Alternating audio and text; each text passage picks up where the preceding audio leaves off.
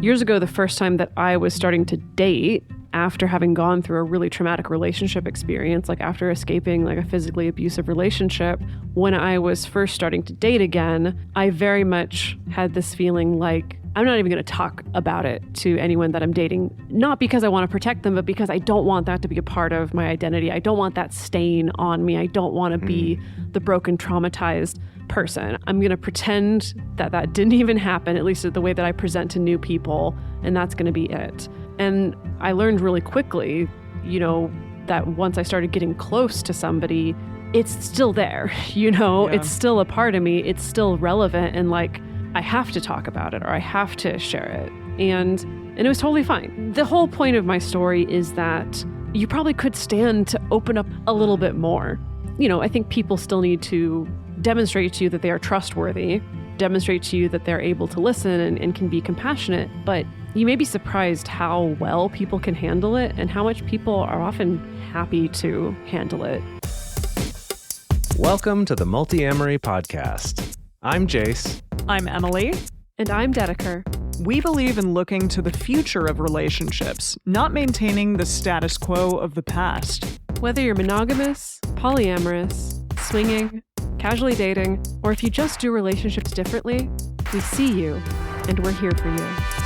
Things I know I did, forcing me to form myself to fit. On this episode of the Multiamory podcast, we're answering questions from you, our wonderful listeners. Today, we're discussing how to help someone with CPTSD stop overanalyzing innocuous situations. We'll be going over, is it possible to get over the mistakes that a partner made early on in a relationship?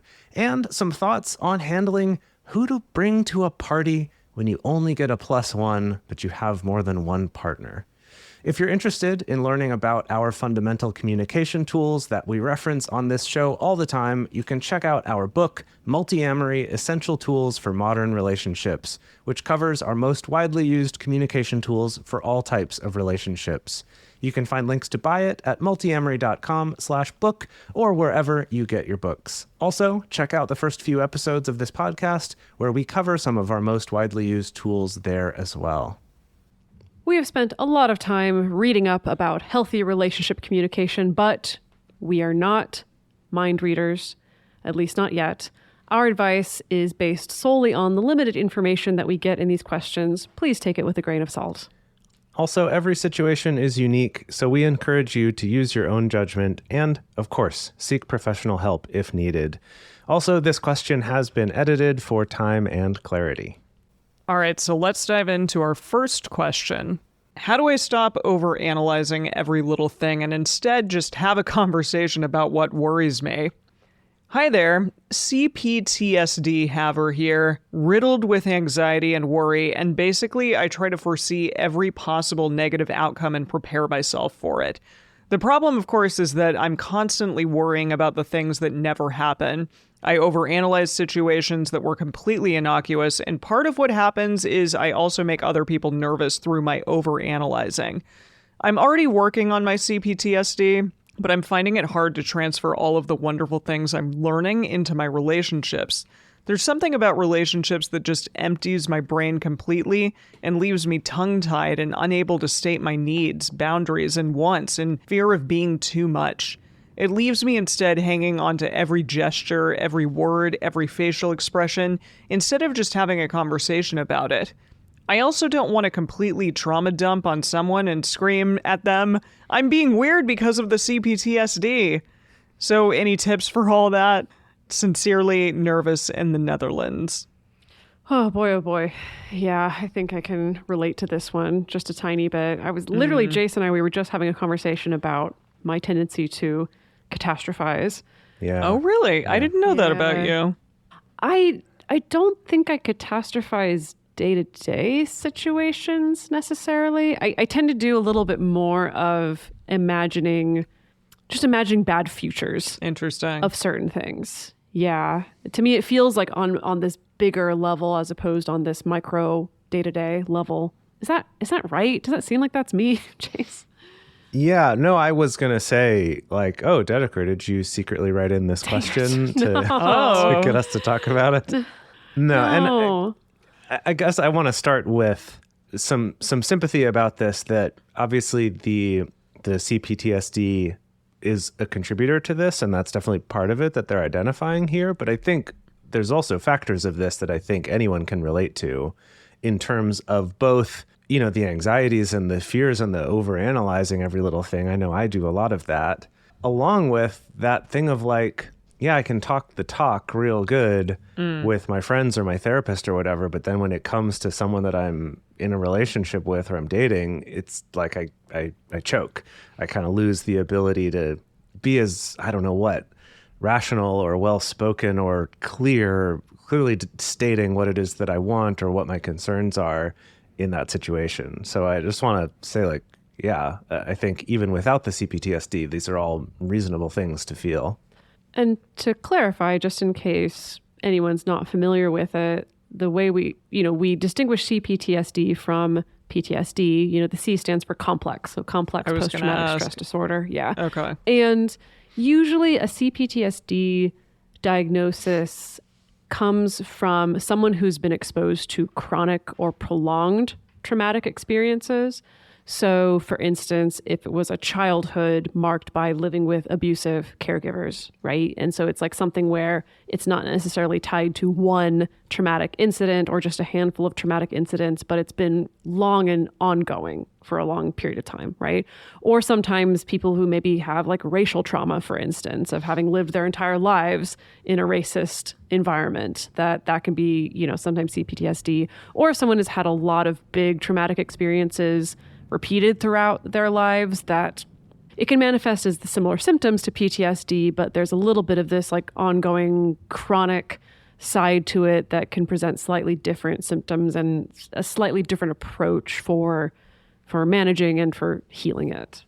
The first thing that I saw when I was reading this question was the fact that this person is saying that they're kind of hanging on to every gesture and word and facial expression of the other person. And so that immediately made me think perhaps taking the other person physically out of the equation might be helpful by simply writing something down, for instance, or texting or doing something along those lines. I know for myself, often when I'm in like the heat of the moment with a partner or somebody that I care about, and it's kind of an intense topic or conversation, that can cause me to sort of trip up and not really articulate myself as well as I might want to. And definitely being able to sit down and write out what it is that I need to say can make that a lot easier and a lot more beneficial for me to be able to collect my thoughts first and sort of put them out on paper.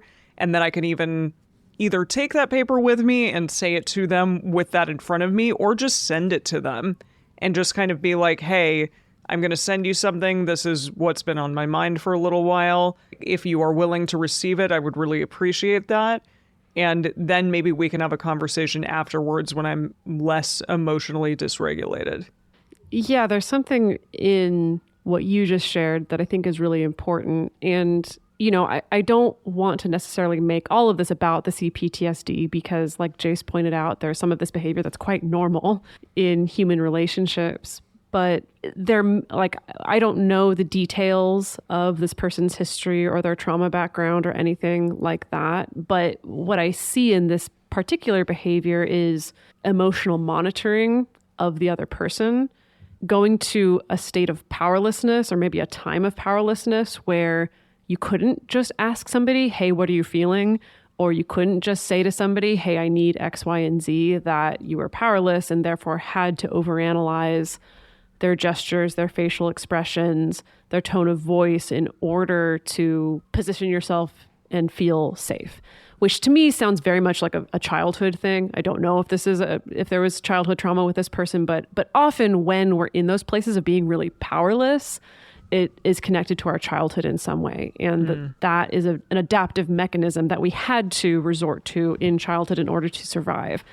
And so it can be really helpful, I think, to think about what can I do now as an adult that I could not when I was a child and powerless, or I was in this ongoing traumatic situation and I was powerless. And the example that Emily shared of, I can say, hey, I'm feeling a little overwhelmed right now. There's some things I want to share with you, but I think I'm going to write them down and share them with you that way, if that's all right. That you can do that as an adult, and maybe you couldn't do that as a child. You know, as an adult, you can do things like, oof, I'm having some strong feelings coming up. I just need to slow down and take a breath really quick. Or, hey, I want to ask you some questions, or I want to have a conversation with you about something, but I would like us to be on a couch wrapped in a blanket, if that's okay, to feel a little bit safer. It's these things that, again, that we have access to now that we didn't at the time that like the pain and trauma happened. And so sometimes it's just helpful to practice that, to like really take inventory of like, what are the tools? Like, what have you unlocked now that you are a more fully formed adult that can help make this a little bit easier? Something related to that I think is worth touching on here. So one, I love the idea that at the very least, metacommunicating and kind of saying first how you're feeling or what might help you communicate the thing you want to communicate, and then doing it. I just want to be the third to jump on that and say yes. Like there in our history together, there have been some, really serious moments in Dedeker and my relationship where writing to each other, even like handwriting to each other, has kind of been the way we've been able to communicate about something when it's like there's a lot of heightened emotions and it's very difficult and there's a lot of challenge going on. So I just want to, again, reiterate that I think that's a very valid thing to do. And especially if you're able to just meta-communicate about it and say, this is helpful, or this is something I'd like to try. I don't know if it's helpful, but could we try this? And that brings me to this part of the question that says, in relationships, I find myself tongue-tied and unable to state my needs, boundaries, and wants in fear of being too much. And I think that when it comes to our wants or our boundaries or our fears or whatever, it can be hard, I think, to get a sense of what's, I guess, like normal or what's a reasonable thing to ask versus what's asking too much, what's being too much. And that could be too much, like this ask is too much, or it could be this is too many asks altogether, and that's too much. And so in that case, this person is in therapy and working on their CPTSD, which is great. I wonder if that might be a conversation you could have there too, or if there's any trusted friends or communities that you could ask, just in that sense of like, hey, can you give me a reality check on if a partner asks this of you, is that a big ask or not? And get a variety of opinions if you can. Because then you'll have a sense of like, if you do ask it and everyone's like, no, that's super reasonable, and the person you're dating is like, what? That's too much. Then it's like, no, actually, they're too little, I guess, right? It's like, no, then you get kind of some validation of like, no, this was reasonable. They're not willing to do it. Doesn't have to mean they're a bad person or anything, but like this isn't a relationship for me. So maybe that, like getting a little bit of a reality check on it too, because it seems like you're quick to jump to whatever I'm asking is too much. And I get that. Like that's a place a lot of us can go. I will also say I've been in situations where I'm analyzing and overanalyzing something that maybe I said to a person and I'm like, oh, they're going to be pissed at me, or they're pissed at me for saying that. And then I might ask them about it later and they're like, oh, what? I don't even remember you saying that, or that didn't even clock for me. And just going through a scenario like that a couple times of realizing, hey, maybe I am kind of over, catastrophizing this thing that happened, and it's actually not as big of a deal as I thought it was. At least for me, it's been kind of nice to realize sometimes that's on me, and it's not them thinking bad of me or thinking that I did something wrong. And I know that can be difficult, and that it's difficult for us to remember those times when that happened, but at least it gives you some data points of being like, actually, no, I didn't say something really wrong or something that somebody's going to hate me about or for. I want to talk about the trauma dump portion of this. I say I don't want to completely trauma dump on someone.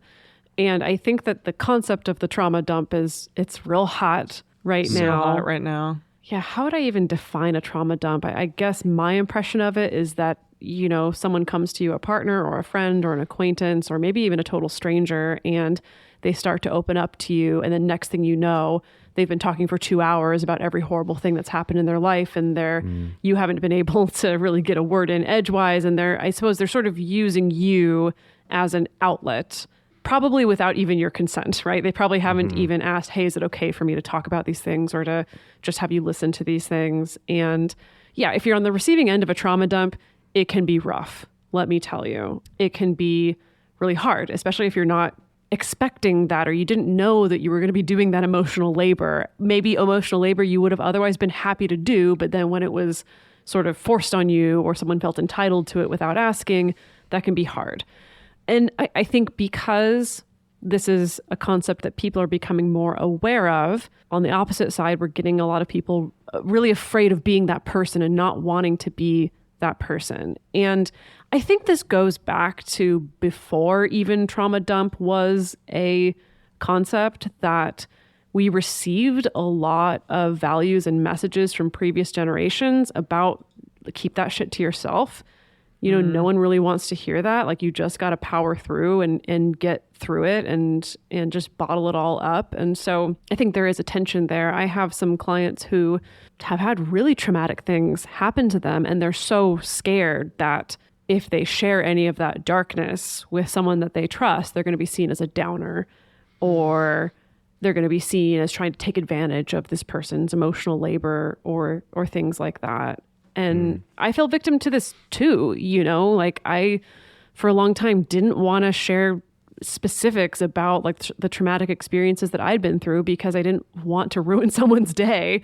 I didn't want to go too dark. And I don't know if this might be an American thing in particular of like, we can't be too much of a bummer. I think there's something there as well. That's interesting. Yeah. I think there's something there. But years ago, the first time that I was starting to date, after having gone through a really traumatic relationship experience, like after escaping like a physically abusive relationship, when I was first starting to date again, I very much had this feeling like I'm not even going to talk about it to anyone that I'm dating, not because I want to protect them, but because I don't want that to be a part of my identity. I don't want that stain on me. I don't want to be the broken, traumatized person. I'm going to pretend that didn't even happen, at least the way that I present to new people, and that's going to be it. And I learned really quickly, that once I started getting close to somebody, it's still there, it's still a part of me. It's still relevant. And like, I have to talk about it or I have to share it. And it was totally fine. Fortunately, the person that I was with was able to like receive it in a really loving and compassionate way. The whole point of my story is that you probably could stand to open up the channel of trauma dump a little bit more. Like, of course, I think people still need to demonstrate to you that they are trustworthy, demonstrate to you that they're able to listen and can be compassionate. But you may be surprised how well people can handle it and how much people are often happy to handle it and be understanding. So I just wanted to drop in that note as well, that if you're getting hints that this person may be a safe enough person to talk to, this is a part of the vulnerable process of opening ourselves up in relationship. And it may be better to do that sooner rather than later. Yeah, that's beautiful.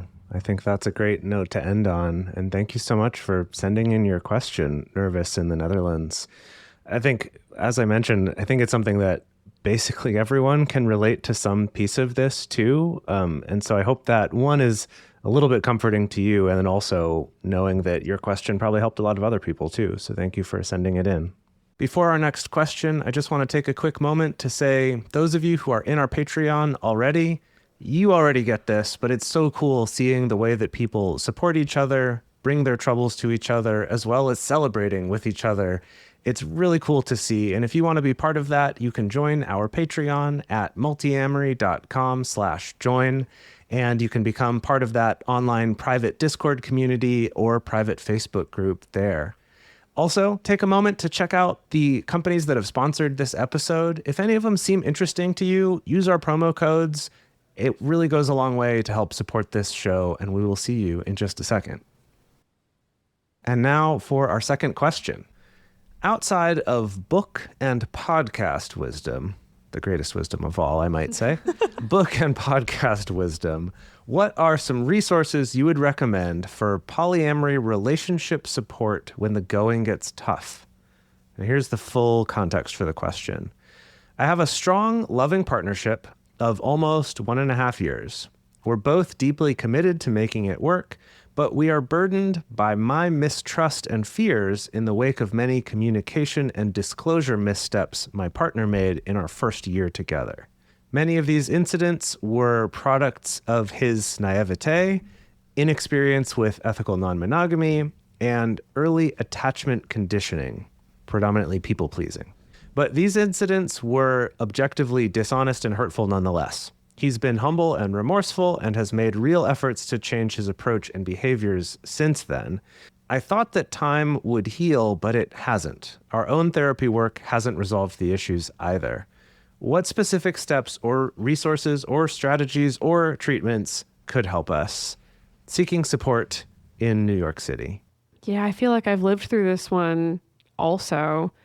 I had this pet theory for a long time that sometimes the early days of a relationship, and by days I mean like weeks, months, maybe the first year or so, sometimes the way your partner behaves can create just some weird impressions that last on you, that create a pattern that lasts a long time. And I think some of that may have to do with, some of it is the chemical cocktail in your head, all the NRE chemicals, your own fantasies about how you think the relationship is going to go, transitioning into the process of like when your partner disappoints you, for the first time, and the first time they show up as a human being, or the first time that you disappoint them, and that those fantasies coming crashing down, that, yeah, sometimes the stuff that happens early on, I think, can leave a deeper impression on people than the stuff that happens later in certain cases. I like to think of it kind of like an average, right? If you have a graph of various numbers and you're tracking the average of it, if you're like 2 data points in and one is way higher than the other, right. Suddenly your average has shot up by a huge amount. Yeah. Whereas if you've had 100 data points that are all, around, let's say 5, right? They're all around 5. And then you have one that's 100, your average is going to jump up to like 6 or 7 or something like that. I have not done the math on this, so I'm sorry if I'm wrong. But my point is just that early in the relationship, you have less data points while you're developing your impression of this person. And so that can kind of set you to calibrate certain averages for them that then time can bring those back down. But it's like you've kind of locked in some of that versus someone, 10 years later does something dishonest out of nowhere that's still hurtful, but there can be more this sense of like, okay, but this isn't normally how they are, so let's try to understand what happened here. I think as time goes on and you get to know a person more and more, sometimes you actually know them a little bit less because you have all of these, experiences with them that really color the way that you think about them. And if you have a lot of experiences at the beginning that aren't particularly good, or that cause trauma, or that are just challenging in general, or that cause you to feel like I'm holding a grudge in some way against this person, that even if you try to change that, your mind still kind of glues to that thing and globs onto that idea of what you think of them and your personal narrative of them, and not necessarily the narrative that I am trying to change, I am trying to do better in this instance.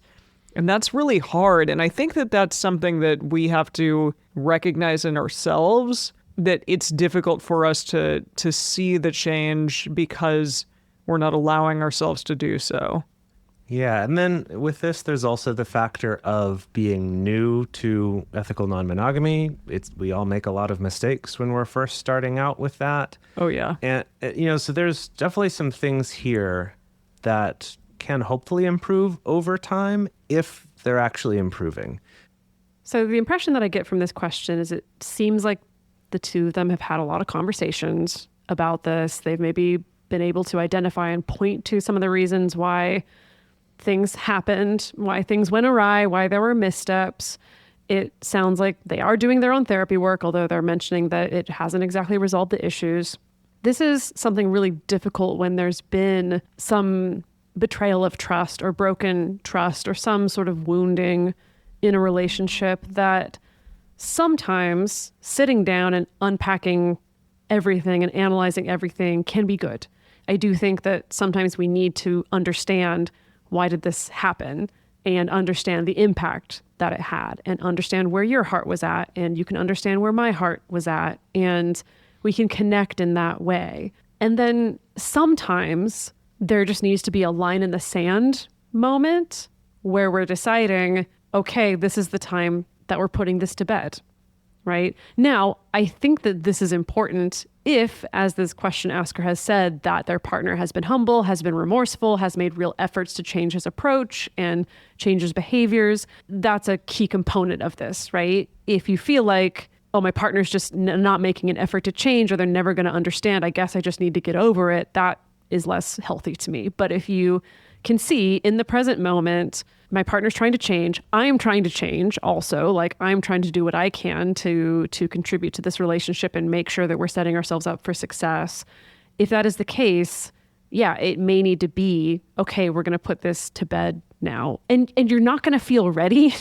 You know, like this person has mentioned, still feeling triggered, still feeling hurt. Like you're not going to feel ready. But I think if you're going to wait until you feel ready, it may never come, because sometimes that's not the way things get healed. It's not how it works. Like what you may need is more of these instances. I think, like Jase was saying, is more data points of your partner having your back and being honest and being there for you.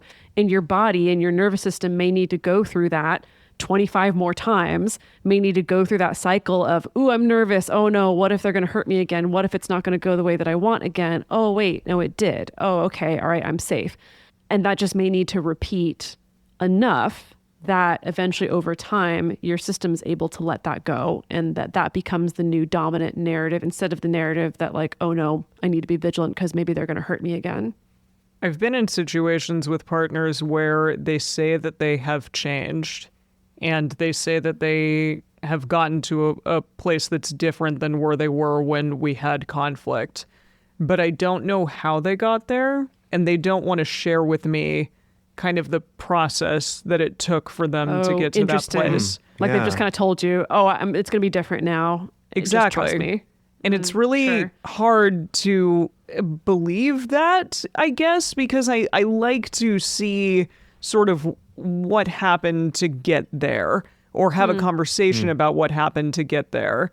And it sounds like, and I'm not sure because I'm just kind of extrapolating this out of what I'm reading, but it sounds like your partner has kind of talked to you about, I can see that, you know, this is my naivete, my inexperience with ethical non-monogamy, my attachment conditioning and people pleasing, all of those things were causing me to do what happened. And these are the ways that hopefully I'm going to change this in the future. And this is why I feel so bad about what happened. Like all of those things tell me that they are giving you kind of a map of how they got from point A to point B. And at least for me, that would feel really good. And that would feel great to know, okay, yeah, I can see kind of the journey that they went on to get to this place. And yeah, I think what both of you said about the nervous system just needing to kind of rewire and rework itself to a degree over time, because a year and a half isn't that long. It's a long time, but it's not that long. And it still may take a while to get there. And so give yourself that time. But also, like Dedeker said, don't just hold it over your partner's head, for goodness sakes, because that also sucks. And yes, you can feel your feelings, and yes, you can be hurt, but also understand that there are two people in the relationship, and that if someone really is trying to change, then that should be acknowledged and celebrated. I think that everything that Dedeker and Emily has said is brilliant and great, and that's who you should listen to. And now I'm going to come in. And Okay. I just want to throw out a few other things to think about in case you're like, yes, that's great, I'll do that. And also some other things could be helpful. So one is just kind of looking at the numbers and saying, it sounds like this happened several times. They said many communication and disclosure missteps made in our first year together. And like Emily said, you've been together a year and a half. So a year is 2/3 of that. That's a significant amount of time for it to be bad, and a relatively short amount of time where it's kind of being fixed. So one thing to think about is just, and you know, I don't know how frequently this was going on, but the fact that it was multiple times means this is going to take some time to truly feel safe again. And I think that part of that too is going to have to do with what's the environment around it. So for example, if it was, you know, he did these things that were hurtful and dishonest because he was excited about somebody new, and that's now ended, that relationship is ended, we've talked about it, he's worked on this thing, but since then he hasn't dated anyone else that he's really excited about. There can be that thing of like, I haven't really seen proof yet. Even if you're not consciously thinking that way, it's like, sure, it's all fine right now until you get back into that situation. And then I don't know that I can trust you to behave differently because I haven't seen it.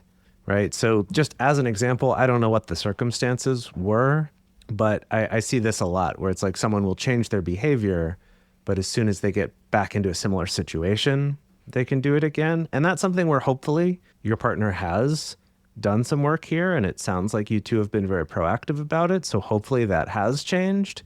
But I also think it's understandable that it can take some time to kind of get that proof for yourself, to be able to feel a little bit safer, to feel more comfortable. Well, I don't feel comfortable using the word proof because I think proof makes it feel very settled. But I would use the very therapist-y term of corrective experiences. That's you know, so it's less about, okay, you're going to do this one thing that's going to prove to me that you won't hurt me again because that's impossible. But over time, if I have enough quote unquote corrective experiences that challenge the narrative that my hypervigilant nervous system is telling me, it helps to, it's corrective, right? It helps to correct it into the better narrative. Yeah, or you could think about it in kind of science terms of like, I'm getting enough evidence to support a hypothesis, even if I can never fully prove it. If I get enough evidence to support it, I'm going to feel more confident in it. Right. So that was one thing I wanted to throw out there. Another was about this statement here saying, I thought time would heal, but it hasn't. One is just, it hasn't been that much time yet. So that may still take more time. However, I want to reiterate what Dedeker said about there also may come a time where you just need to make the decision to stop and move on. Again, have some evidence first, I think is fair. So you might not be there yet, but there might come that time. And I say that from personal experience of needing to eventually just decide to let a thing go. And it's not like it changes overnight, but making that decision is what started us down the path toward feeling better. Yeah. And I think we need to clarify that you're not going to be able to like stop your feelings. Right. Yes. You know, it's not going to be like, I flip the switch and I no longer feel hurt, or I no longer have these scared thoughts that come up, but it may be about the behavior that comes out of those feelings, right? It may be about, all right, I'm going to decide to like not bring it up, you know? I'm going to decide to like whatever letting go or closing the book looks like to you from a behavior standpoint, because your feelings are probably still going to be there. Yeah, for me specifically, it was stopping waiting for the right big gesture to make me feel like they got it, or to feel like I finally got through, or I finally got the closure I wanted, or something like that. That was the thing I kind of had to let go of, thinking something like that's going to solve it. Because there'd been some kind of stuff like that could have been that, but it just never was enough. And so, like focusing on maybe the expectations of a behavior that you want from him, or your own behavior, like Dedeker said, of like, at a certain point, I'll make the decision to stop bringing it up, or stop expecting them to apologize for it, or stop something. So that's one. And then the second piece of this same part here is our own therapy work hasn't resolved the issues either.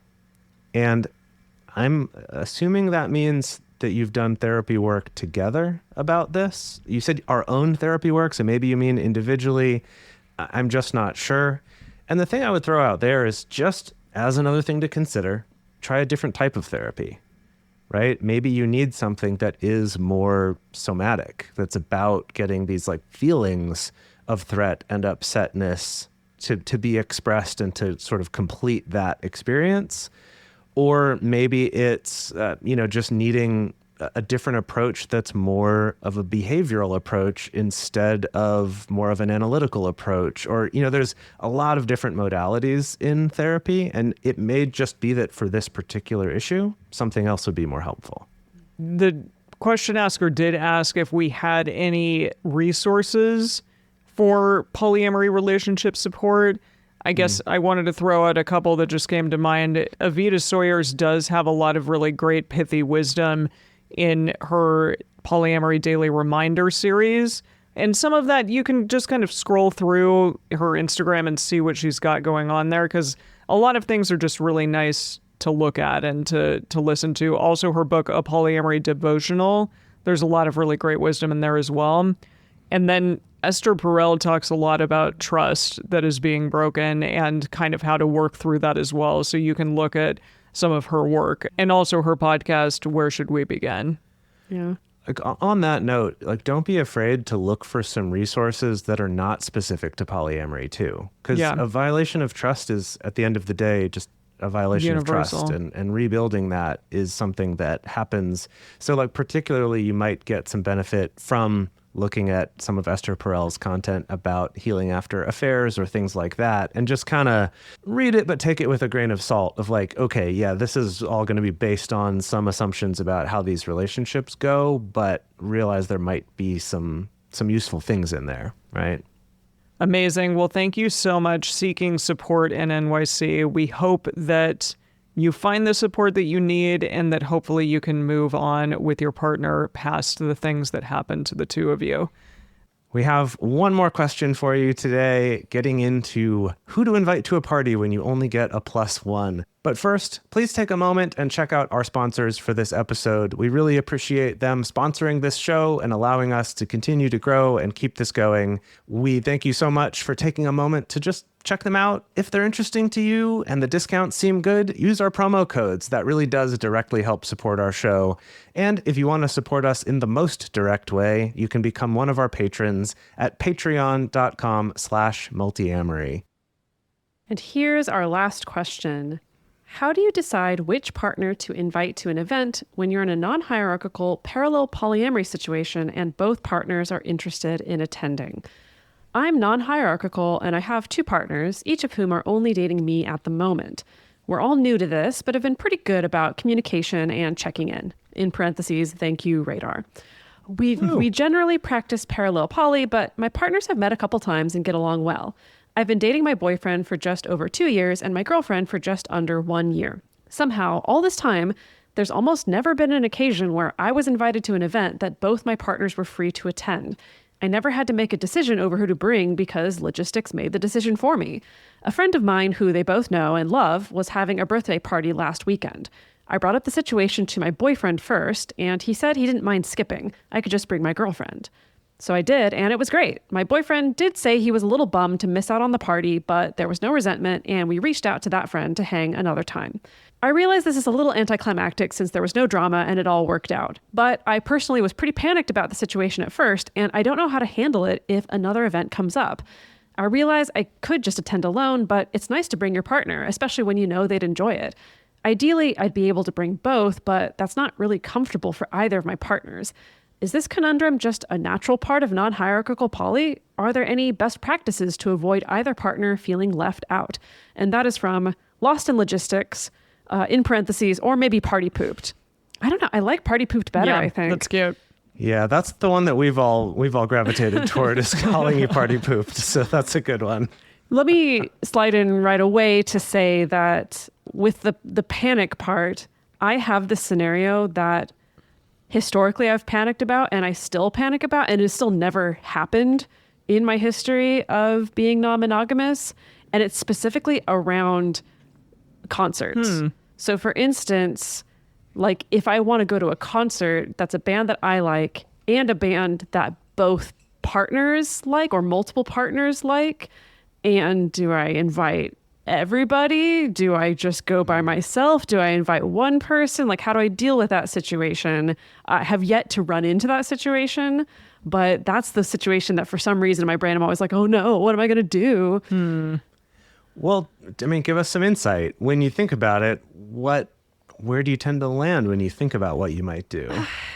I suppose I land on the side of floating the idea of, hey, does everyone want to come along to this concert?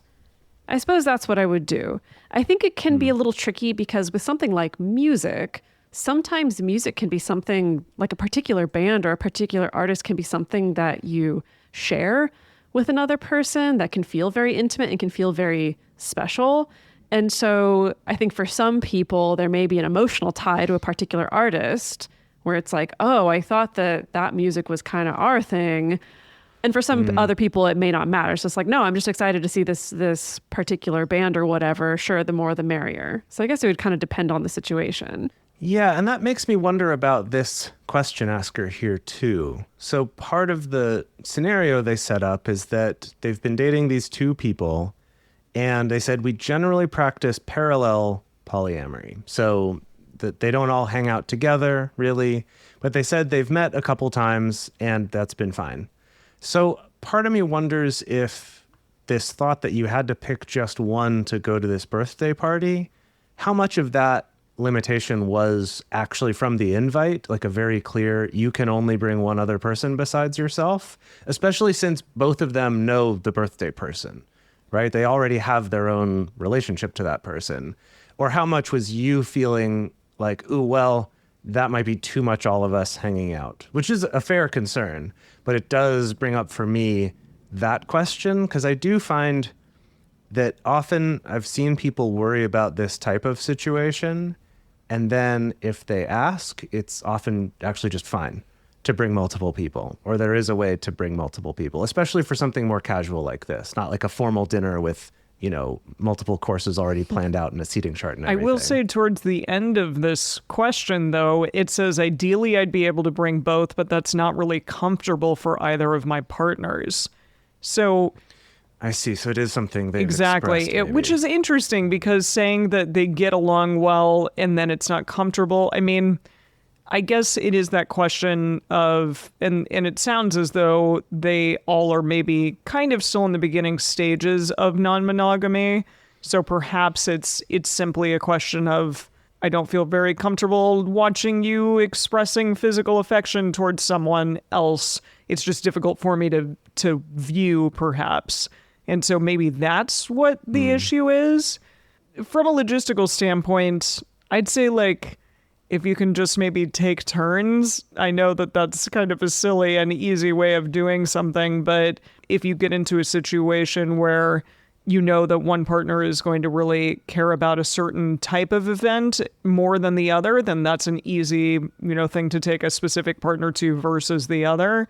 In a situation like this, though, I think I'd be interested to ask, is there a compromise to be made here so that all of us can enjoy this? Because I think we all would like to be at the party together, or at least everyone involved would like to go to this party. Well, they mentioned the fact that with this particular scenario that the boyfriend seemed to step up and be like, I'll take one for the team, and acknowledged, I was bummed to miss out on that, but it's okay. There's no resentment. And we found another time to hang out with this friend and things like that. And so I'm kind of like, well, if there's that amount of, I suppose, like fluidity and flexibility, like that may be enough to make it so that y'all can navigate this together, right? Because this is kind of how it goes with human relationships, is not just in non-hierarchical non-monogamy, like we're having to navigate competing priorities, competing invites all the time in life, and then also having to take care of people's feelings. And so, well, first of all, this person doesn't have to apologize for it being anticlimactic. So I'm like, this sounds great, honestly. Like, right. It sounds like y'all are at least trying to work together to be team players, recognizing that, sometimes you don't 100% get what you want. But if you feel secure enough in knowing that, yeah, but I know my partner's going to come through in other ways, or I know I'm going to get invites to other You get what things. you Like if you need. feel that, yeah, it makes it a little bit easier, I think, to be giving in that particular way. Versus if you're in a situation where I think I've seen this one play out, like let's say you're really craving one-on-one time with a partner or date time with a partner, but all you're really getting is group invites to hang out with the whole polycule. Good point. Right? Yeah. Or group I invites think with your that's more metamor. often a problem I've seen. Yes, to come to the party. And I totally get why hinges do this. It's a tempting thing to do. But in that situation, it can feel a lot harder to constantly be asked to be the one to sacrifice that one-on-one time, right? So Yeah. I think there's an ecology to this where we need to look holistically at, is everyone kind of feeling like generally they're getting their needs met around this? And if so, that hopefully makes it easier for everyone to be a little bit flexible. Yeah. So I do think in this case, I'll just reiterate again, it seems like this went great. It's not like, oh, drama was narrowly avoided. It's like, no, you've got good communication. And you know, at least in the case of your boyfriend here, understanding, yeah, I get that you're in a weird situation and that's fine. Like just go without me. That's okay. And then you found a way to still hang out. Like all of that's great. Like you're already doing great at handling this situation. Just if you did want to investigate this further, and if you're a little worried, I do think it could be worth talking to both of these partners. If they really did express that they wouldn't be comfortable going to this party if the other one was there, but then you said that they do get along, that brings up a question for me of just, well, what is it? I mean, unless this was like a birthday sex party, and maybe we're just not reading in that Right. detail, and they're both like, I don't know that I want to be around for that. But assuming that it's not, is there a specific concern? And maybe that's something that you could work around as well. Maybe it is, I still have a hard time seeing you like kissing or being really affectionate with this other person, even though I'm cool with them and all this, that's still a little difficult for me.